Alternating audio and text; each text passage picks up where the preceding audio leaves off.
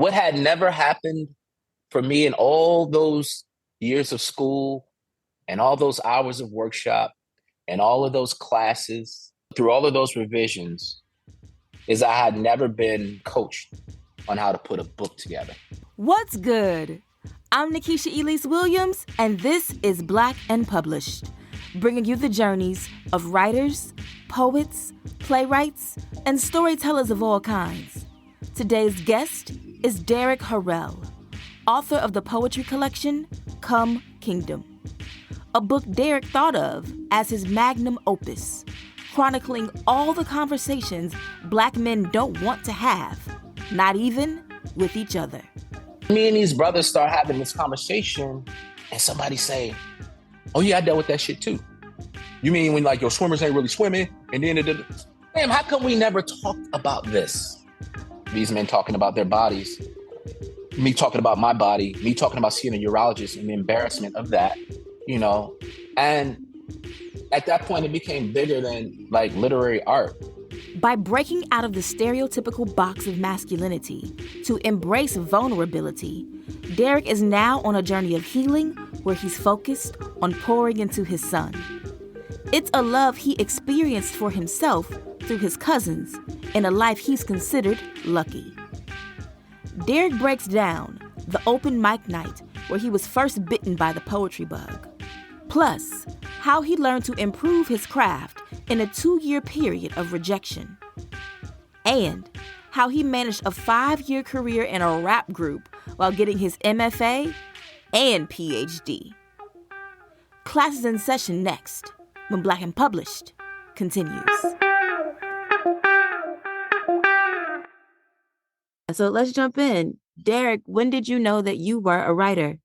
It's such a simple question, but it's really loaded, right? Because when I think about the idea of knowing versus like kind of playing around with or dibbling and dabbling with, those are kind of two different things. And so, I was always writing, even in grade school, middle school, high school. I don't think I knew per se or really stepped into those shoes completely or into that belief completely until maybe when I was at Chicago State doing my MFA. I think it was through that sort of mentorship and through that sort of guidance with the faculty there. They instilled that confidence in me where I felt like, all right, this is what I am. So what was it about the faculty embracing you and nurturing you that gave you the confidence then to own writer as who you were and also what you did? From the jump, my first semester I commuted and I had a workshop with Quraysh Ali Lansana on, I think it was either Tuesday or Wednesday nights. And, I'm very proud of that 23-year-old me to have that kind of hunger to drive through Chicago traffic once a week, and then class is over and I'm driving back to Milwaukee. But from the jump, once I got in that workshop, it was the first time I was in a workshop and every single participant in that workshop was either Black or brown. And that was the first time I had experienced anything like that because it was the complete opposite in my undergraduate experience when I think at most maybe there might have been 3 of us brown bodies and maybe a creative writing class of like 20 folks. You know what I'm saying? Oftentimes I was the only Black or brown body in the classroom. And so from the jump, I think it might have been like 10 to 12 of us in Quraysh's class. And it was a commuter program, right? It was a non-traditional program. So we're coming from a lot of different walks of life. We might have ranged in ages from, me being one of the youngest at 23 to, a sister that might have been in her early 50s in there. And so it was a lot of a good breadth of like wisdom that also was a part of that space. And so that was the sort of student environment. And then the teaching environment, just seeing someone in front of the class, leading the class and leading our conversations that was extremely knowledgeable on the craft of poetry, extremely knowledgeable on the delivery of how and what poems could do, right? Because previously I had dealt with professors that would say shit to me like, Derrick, you could read the phone book and make it sound good, but I need you to do this, or I need you to focus on that. And part of that, I think, came from a space of love where they were really trying to nurture me and help me to hone in on the craft. But sometimes they didn't understand how offensive that could be in some ways, it felt like they were negating my ability to want to perform my poems and want to be successful and productive in how I deliver the work that I'm writing. So when I got to Chicago, I got the embrace of both. You know, Quares's just like, yo, we're going to work on the page, but also we're going to work on the stage, right? So when you read it, Hey. maybe, yeah, you feel me? So he's like, when you read it, don't just run out of the poem, you know, let it breathe for a second when you get to this part or that part when you're delivering it. But also, we need to work on your enjambment too. You know what I'm saying? So it was like that coupling, that started to really, really create a lot of confidence for me personally.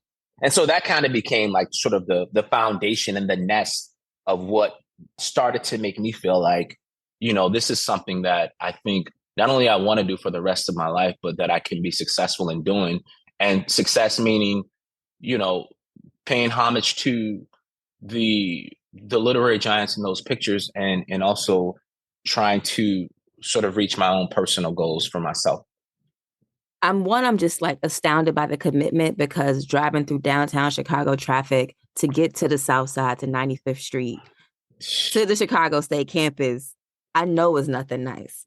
Nothing I nice. don't even, doesn't even compute, because I wouldn't have done it. Oh God. The commitment is like peak capacity. Yes, yes.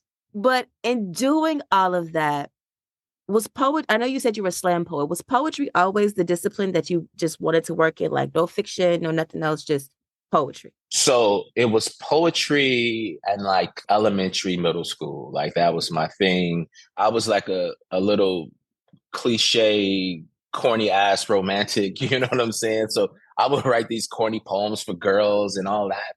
But once I got to high school, all I wanted to do was rap.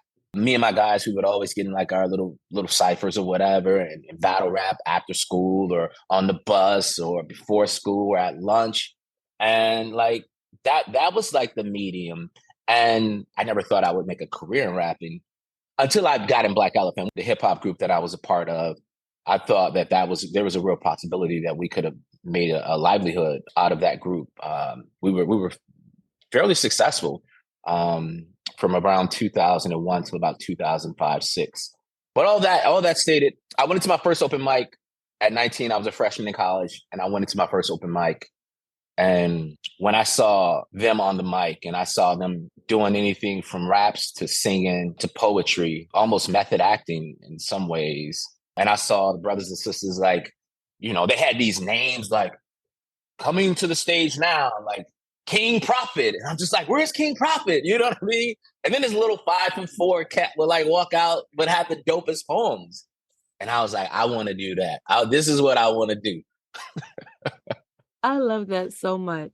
So in comparison, you got your MFA fairly young. So then coming out of the program, what does life look like? You've got this terminal degree, you're licensed to do a couple of different types of jobs. What is life doing for you at this point? Again, I found myself kind of at a crossroads. I wasn't quite sure what I wanted to do. And so it's like, I can either grow up and start working now, or I can stay my ass in school. And so I had applied to some PhD programs while I was in my MFA, and I'd gotten into my undergrad alma mater, University of Wisconsin, Milwaukee. And it just seemed like a natural progression, a natural transition, because one, I still felt like I had some unfinished business in Milwaukee. And one of them being love, because at the time, my then girlfriend, now wife, lived still in Milwaukee and was not interested in moving nowhere, So there was love sitting for me back home in Milwaukee. And also I was still in the band, Black Elephant. And so it was just a natural transition, graduating from Chicago State and then going back home and starting the PhD program at the University of Wisconsin, Milwaukee, UWM. So you're just a scholar over here. Man, sis, a lot of school. I love that so much. Oh, so then all this time through school, through programs, are you writing the entire time? Are you publishing? What is that journey looking like? Definitely submitting, and again, this is what's so cool about this. I'm 43 now, so this is like exactly 20 years ago that I'm thinking about. And I joke with my students about this all the time that, y'all should be submitting like weekly because y'all can just get on y'all laptops and bap, bap, bap, bap, bap, bap, boom, submit it. I had to go to the post office, yo. Like I had to like really like, and then just wait to see my rejections come through the mail, The actual mail. the actual snail mail, you know. But it was a lot of submitting, and oddly enough, and these were some of like the encouraging words that I would get from like mentors because it would just be so many no's. And one of the things I was told that just keep working on your craft and keep submitting, and eventually some of those no's will become yeses. And that's just what I did. And it was like a real process. Like the first year or two was like 100% rejection. And then maybe after like 2 years of revising and tightening up some things and writing some new things and getting more through the program. Like I remember my first yes, like it was yesterday. It was called Lamplighter Review that accepted my first poem. And it wasn't a prestigious literary mag. It was like really, really like grassroots, which I dug a lot. And I got my first yes and went out and like smashed some cocktails because I was like, made it. You know what I mean? I got my first yes. And that kind of started. And then like, a few more started coming and a few more started coming. How do you improve your craft when you're getting no's and sometimes no's with no feedback? For me, and as much praise as I'm giving the faculty at Chicago State, which they deserve it, I have to give equal amount of credit and praise to my peers. And so I say that to say, as I'm getting those no's, I'm also in class with people like Gary Lilly and building with people like Randall Horton, Tony Asante Lightfoot. And so I'm learning so much through watching them revise their poems in class, right? So when they're bringing in their revisions, I'm seeing the way that they approach revision and I'm seeing the way that they approach the lines. And so it's almost like this weird osmosis, just being around really phenomenal writers and being in that community just started to rub off on me, right? So I'm getting those with no feedback, but I'm hanging out with cats and I'm in class with cats, asking them to read my work, getting feedback from them, and then just watching the way that they approach their work. I'm just, just being a student outside of class at my kitchen table in my Hyde Park apartment, just looking at the way they approach the line, like, so he broke it there because of that. Oh, so he flipped that image here because of that. Okay, cool. So I'm like teaching myself. So then after you started getting those yeses and really deconstructing your poems and working on your craft, when did you know that you had enough for your first collection, Cotton? Okay, I'm gonna give you the real story. I've told it like maybe a few times, but so it goes like this. So a brother that I went to graduate school with, Randall Horton, who's now Dr. Randall Horton, he was editing with Willow Books, who published my first two books. They had a literary mag called Reverie. Now, during my time at Chicago State, Randall and I didn't really connect at all. But we met at a reading. I think it was our graduation reading, and we met. And I was like, damn, how did I miss him? This cat is phenomenal. But Randall just asked me to submit some poems for the mag. So I submitted some poems and they accepted the poems. And so this was AWP. It might have been 2008 or 2009. It was in Chicago, though. And I had moved back to Milwaukee at that point in time. And after they accepted the poems, Randall says, let's link up at AWP in Chicago and let's just chop it up. And now, mind you, I was looking forward to kicking it with people that I hadn't seen in forever, who I had like these long friendships with. Randall and I had just kind of met, and you're on a tight schedule. You're trying to get to the book fair. You're trying to get to like, the panels and all of that stuff. And so I'm thinking, yeah, let's make it happen. Like I didn't mean it. That's just what people say to be friendly. And so I tell Randall like, yeah, let's get up. And then he reaches out to me during AWP, and I'm like, all right, I gotta go have a talk or a meal with this brother, and let's see how it goes. And when I tell you, Nikisha, we sat down, and it took all of 2 minutes to feel like I was with my brother. like Mm. someone that I had known my whole life, someone that spoke my same language. And so we were just, vibing back and forth. Then at some point he mentioned, one of the reasons I wanted to talk to you was because we're publishing books and we want to see a manuscript. We love your work. So, so I'm like, silly me, I almost missed this meeting. You know what I mean? I almost blew you off. Almost blew you off. And so that was like the inception of it all. And I'm from Milwaukee, and a part of men from Milwaukee, and it could be like this for a lot of Midwestern cities like Chicago, Detroit, Cleveland. We hustlers, and sometimes we gonna embellish what we got before we got it. And so he was like, "You got a manuscript, right?" And I was like, "For sure, I got for sure." I got a manuscript. Lies. Absolutely. All lies, sis. All Lies. lies. I had like 25 pages. I'm like, how many pages y'all need? He like, like 60, between 60 and 80. I mean, man, I said, give me 2 months. You. I just want to revise them. I don't want y'all to see them like they, I just want to work with them a little bit. Sis, when I tell you I was pulling, I finesse, sis. I was pulling poems out from like undergrad. I was pulling poems I was writing new poems. I was like, it was like Humpty Dumpty. I was trying to put Humpty Dumpty together. You know what I'm saying? Put Humpty Dumpty on a wall, like, and that's how it went. That's how I went. I spent like maybe I was able to get like a couple extensions to keep them off for like maybe an extra month. But before you know it, I had like 80 some odd pages. And I was like, yo, I'm sending it to him in the mail. So I emailed him. I'm like, yo, I'm sending off the manuscript. I'm like, bro, grab you a bourbon. You know what I'm saying? Sit down and, just hope you feel this, Send it off. I ain't hear nothing a week. I'm like, whatever, snail mail. 2 weeks, ain't nothing. Like 3 weeks later, he called me. And I'm like, okay, ready for my contract. Send the contract. Cool. Answer the phone. He like, yeah, you got a couple books. You got a couple books going on here. And then we just start talking about just how kind of trash it was, And what I loved about that moment is I needed to be humbled like that. I needed to be told like, this ain't it. This is not it, fam.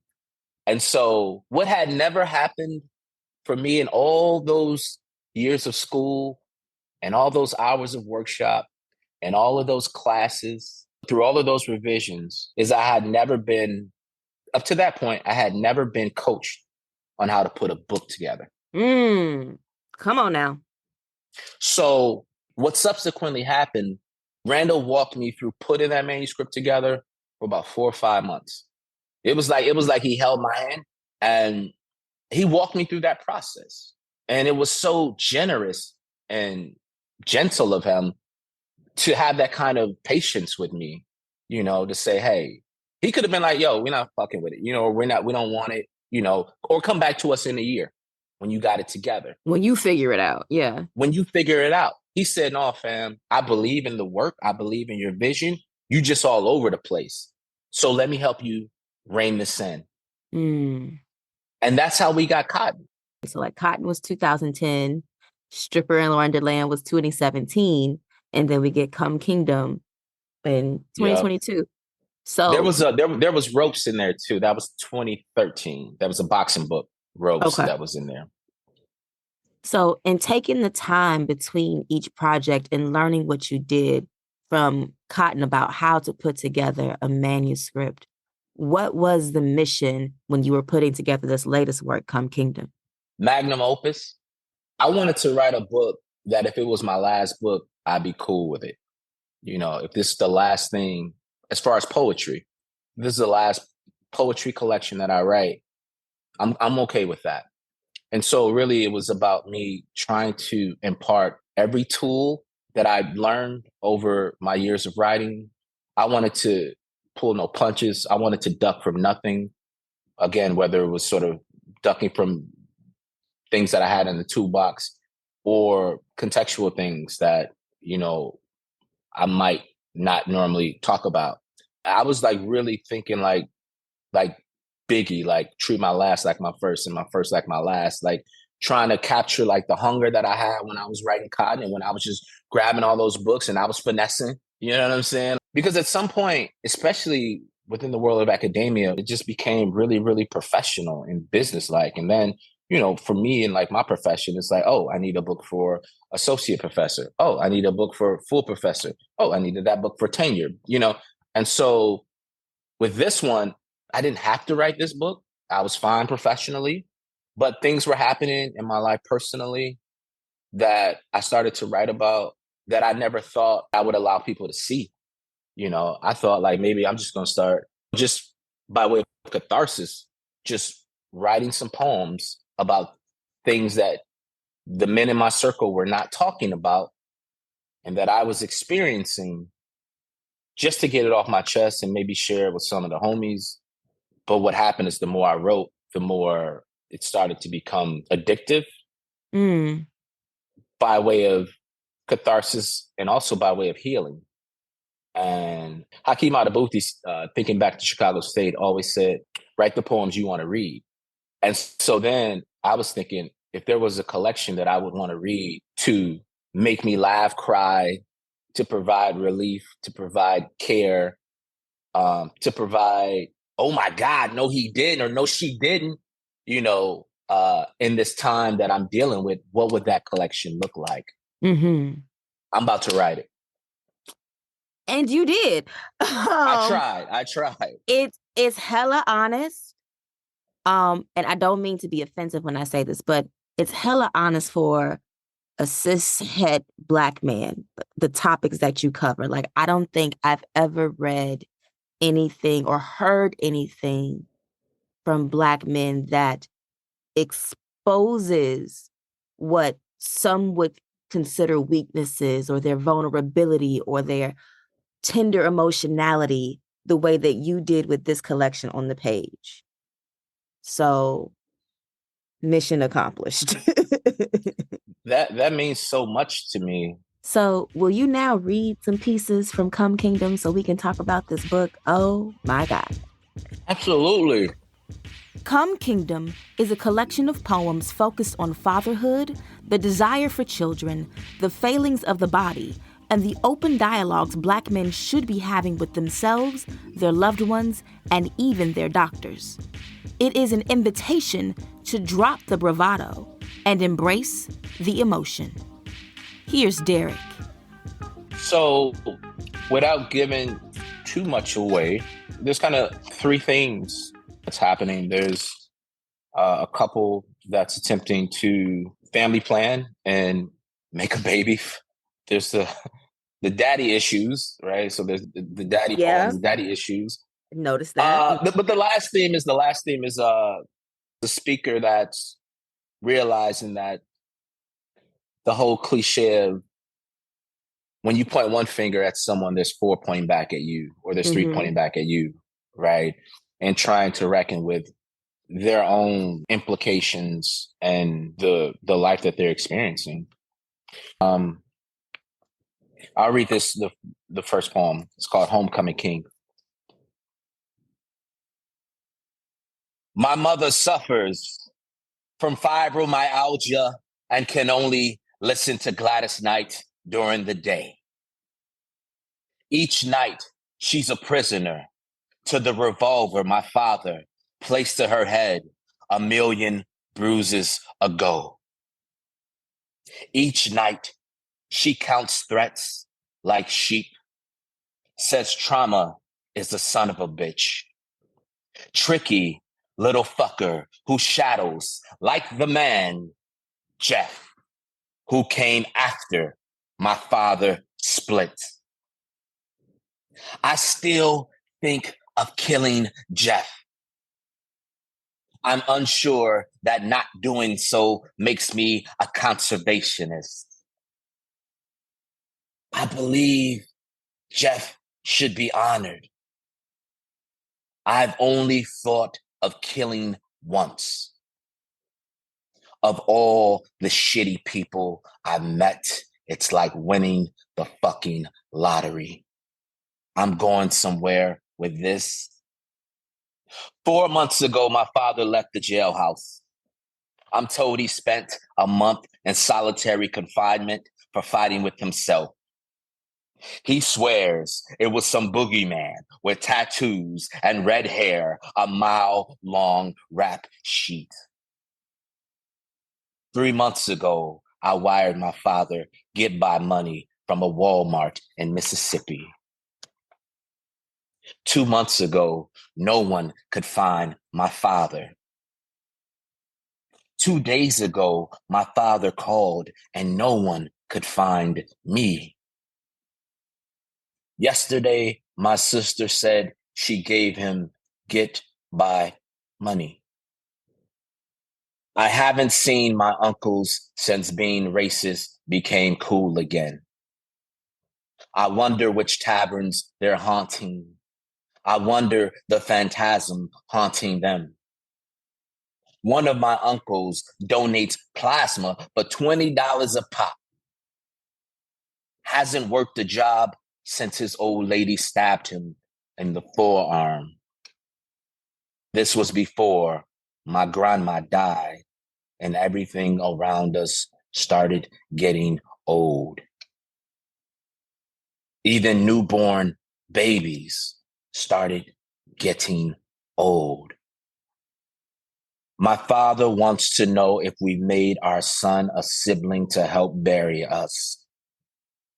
Says it's my birthright to be carried by a daughter's hands.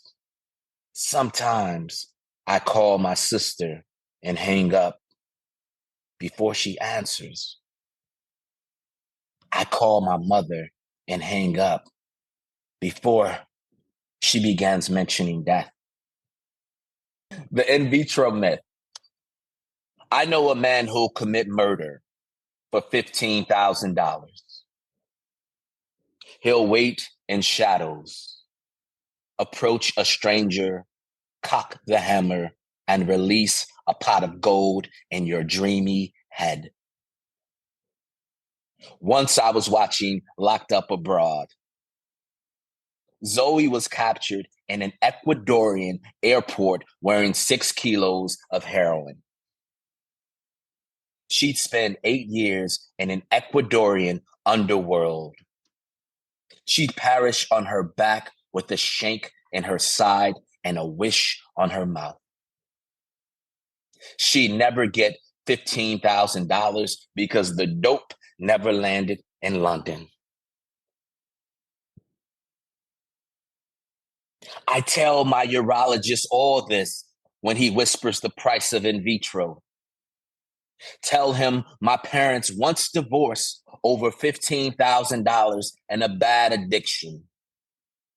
Tell him my father once drove a $15,000 car into a decade of ache. Say how worthless I feel each time I pray a Kardashian loses its wings. Once, a wealthy friend took me to a South Beach strip club. We drank champagne and rained bills on a runway of want. Piloted our table until the moon waned, until Angel recovered the last wish. Watched it cloud around like a field of dandelion seeds on a parachute. Maybe 15,000 wishes landing into the holy well. And then the last one I'll read is, I hate my father for his vasectomy. Each day my aunts call asking what I plan to do. Telling me you finally hit rock bottom, saying moss is growing all around you. I tell them I plan to do nothing. I've tried saving you my whole life. Back when you crashed your Harley and seemingly broke every small god from the waist down, I fed you crown while we loathed in a river of muddy waters. You swore muddy was an all of the above answer for any question darkness could present. My mother swore wiping your ass was harder than taking you back each time you went absent.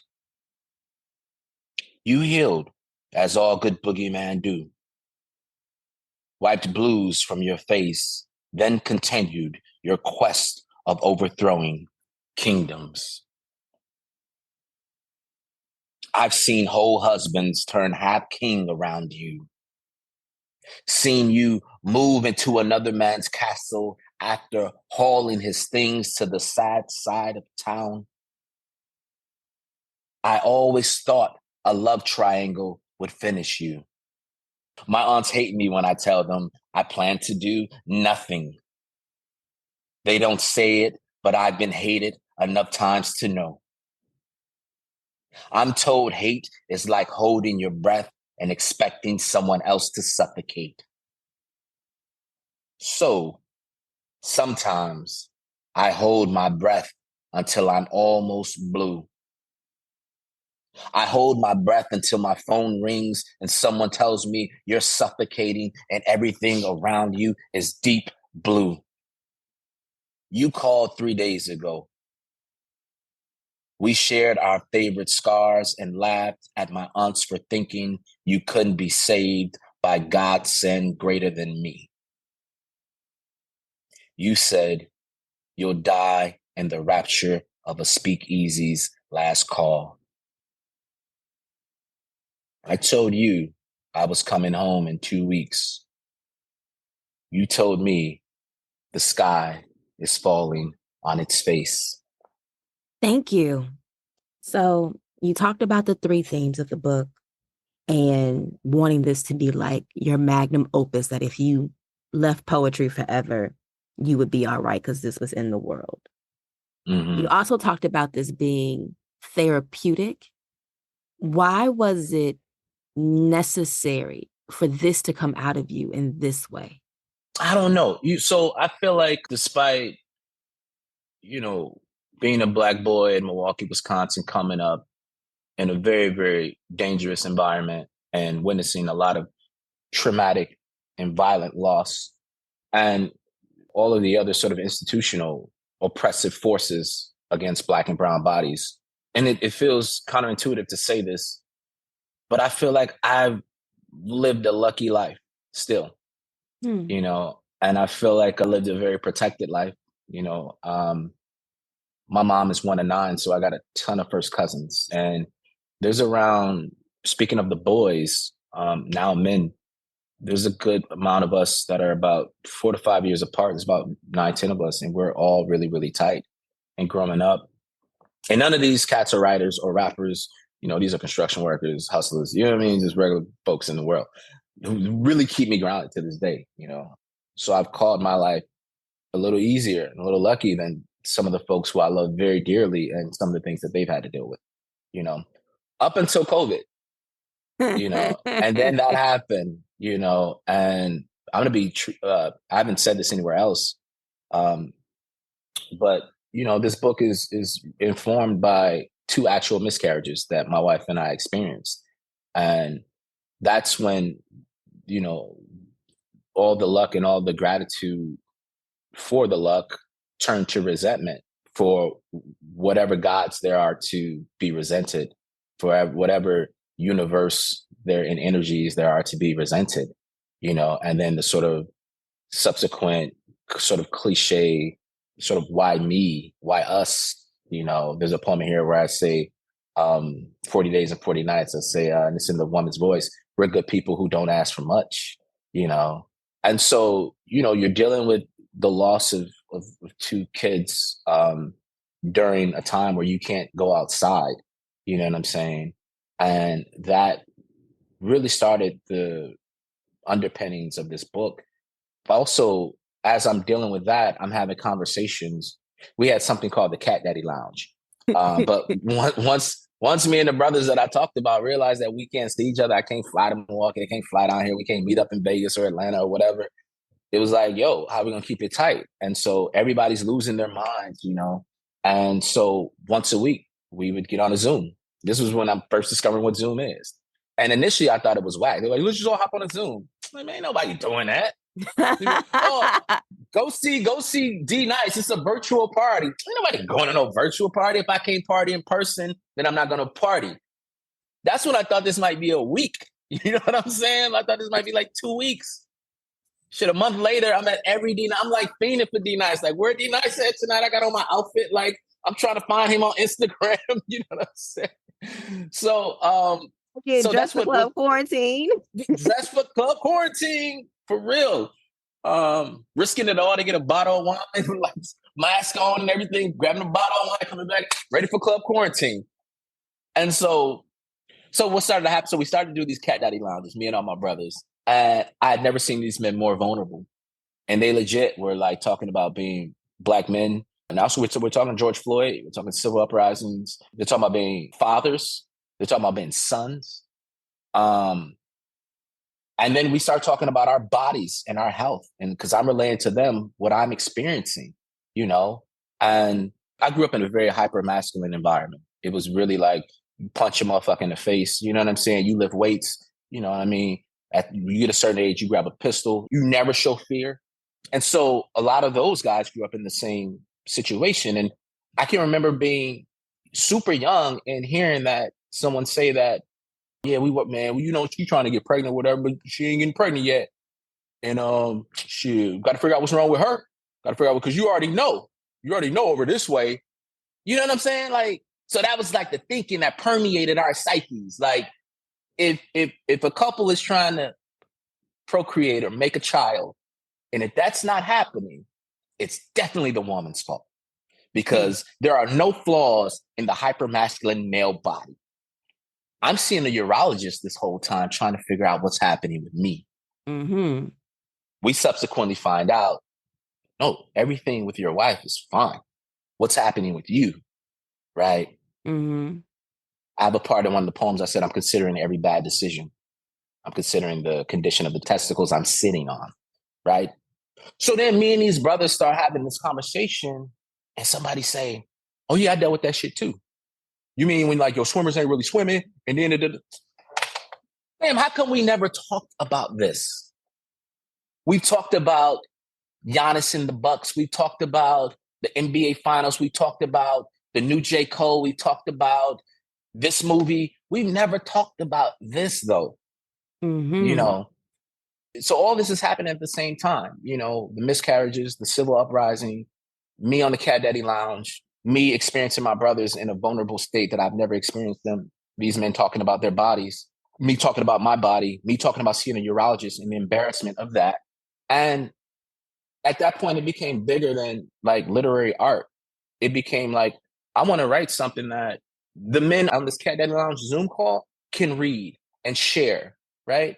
And so that's why it became immediate for me. It was like all of those ingredients. It was the perfect cocktail for me to write a book like this. And also me not knowing where I wanted to go artistically next, because I didn't even want to write this book. But once life happened, I went to what I knew well and what was familiar for me. And that was the vehicle and the medium of poetry. Thank you. That's a lot to dig into here, and I'm going to try. You mentioned 40 days and 40 nights, and the end of that poem is so heartbreaking. Where you write, yesterday, my husband came to me with barren eyes and wouldn't stop coming. And I was just like, oh, I feel the heartbreak. But I think with you talking about you being on the Cat Daddy Lounge with all of these men, I don't think I've ever heard men talk about fatherhood. And you have a line in one of the poems where you talk about, you know, don't get the girl pregnant when you're 15. And it reminded me of like that scene from Sex and the City where Charlotte's like having her fertility issues. It's like, you know, they told me don't get pregnant, don't do this. It's like I could have been having all the sex I want because now I'm trying to have a baby and I can't. And I've never heard it from the male point of view. I've never heard men talk about their yearning to be fathers. Like you laid out the 3 big issues and themes in the book, but I think the biggest theme here is legacy, especially as Black men, where you're in COVID, so then you're at risk of dying from breathing. You see the racial riots around George Floyd and all of the police brutality that happened in 2020 and is still happening. And then when you talk about, you know, lucky to be living or where you are, I'm thinking because you're still alive at 43 years old. and being Black and male in this country. Like that's so heavy. So then fatherhood becomes more important than just having a baby to have your name and throw a ball and send to school and do all those things. It becomes about leaving a legacy in the world. And the book is chronicling the difficulty of that. How have you worked to continue your healing after writing these poems, after publishing this collection, after touring and performing some of this work? Because it has to be triggering. So I think that's ongoing. If I'm being honest, I don't know if I truly came out of that place completely. And I don't even know what that looks like. It's just been kind of go, go, go, go, go, even with like work. You know what I'm saying? I tell you what, though, what was really, really, I won't say healing, maybe it was healing, was the Mandrake Bouquet section that I wrote. And my son's name is Drake. And, I think it was in like Harry Potter. The mandrake is like this sort of mythical plant that can either kill you or heal you. And for me, in writing that section, that was the last section that I wrote. And I was like, D, you got to write some gratitude poems. And I'm trying to really get to the roots of the things that really make me happy. And I think that was really, really healing and cathartic exercise for me to write those poems. And that section, it's not in the book, but it's dedicated to my son. Because if we're talking about the healing that's happened since, I think after writing this book and after moving through, the really, really traumatic parts of COVID, and it's still traumatic, and after experiencing losses, I realized that I had been forgetting about the things I could be grateful for that actually are, so not focusing on what could be or what could have been, but what is. Mm-hmm. And I have this beautiful 10-year-old that's like, who thinks I'm the coolest cat in the world. Just really, really a loving soul. And I realized that what was happening was through my trauma, through my disappointment, through my resentment, I wasn't responding to him and being the father that I wanted to be. I was, go pick up your toys. Why are you still in here? Go to your room. Just being that kind of parent that I never wanted to be, and he's trying to be seen and I'm working on something, like going over there, go look at TV, go, you know what I mean? Not engaging with him, not giving him what I was giving him beforehand. And so it's actually moved me to become an even better father than I was before all of these experiences, because now it's like, it might just be me and you, homie. You know what I'm saying? So now when he's asking me to wipe his ass, I'm cool with it. I'm going to come through and help him out, I'm kidding, but really, like, it's just dumping all of that, into Drake, into my son now. And so I think that's been a really vital part of sort of my growth through this. Amen. So I'm going to move to the speed round in the game and I'll let you go for the afternoon. Word. What is your favorite book? Kendrick. Who was your favorite author? Yusef Komunyakaa. Who was your favorite poet? Okay. Can I say James Baldwin for the last one and Yusef Komunyakaa for this one? Mm-hmm. Okay. So Yusef Komunyakaa, yeah, poet, and then writer, will say James Baldwin. What's the difference between poetry, spoken word, and rap? There's no difference. Name 3 things on your bucket list. Oh, man. I want to go to Africa. I want to do something very, very special for the city of Milwaukee. I want to go on a very, very special vacation with my mom. I want to get my mom out the country. What brings you joy? My son and his happiness. What brings you peace? Solitude, quiet, silence, music, having the opportunity to be alone. Mm-hmm. And what's the best part about being a Black man? Every day you have the opportunity to use all of the institutional historical power that has been leveraged and levied against you, to take all of that and to subvert that into something that makes you powerful. In that, you can take what they, again, levied against you to create an insecurity in you and mirror that right back on them, because they're more afraid of you than you could ever be of them. So the game is called Rewriting the Classics. Name one book you wish you would have written. Kendrick. I just love that book so much. I just taught it last semester too. Okay, if I'm not, let me move on to another one. Then maybe one that I wish I would have written. Man, their eyes were watching God. Maybe Name a book where you want to change the ending, and how would you do it? I'm gonna say, as I read this recently for like the seventh time, Coastal Whitehead's Underground Railroad. Cora is kind of just riding off. I think she's heading west at the end of the book. And normally I like open-ended endings like that. But I kind of wanted, just for that book, I wanted, in that ending, I wanted Cora I wanted to know that she was good. Mm-hmm. And if there was some way for us to know that, and again, this is kind of like the bow on the top of the story, and it's kind of corny, but just to know that she's good and like she is living in abundance because she went through a lot. She Yes, did. she went through a lot. Ooh. And name a book that you think is overrated or overtaught, and why. You trying to get me in trouble, Mr. Professor with tenure? You should be all right. True. Damn. Huck Finn, I guess. But I mean, no, I'm not. I'm not. There's just others that are written by some of my contemporaries. I'm not gonna do it. This has been too good of a conversation, Nikisha. We're gonna end it this way. We're gonna leave it with Huckleberry Finn, which actually came to my mind. Okay. Final question: when you're dead and gone and among the ancestors, what would you like someone to write about the legacy of words and work that you left behind?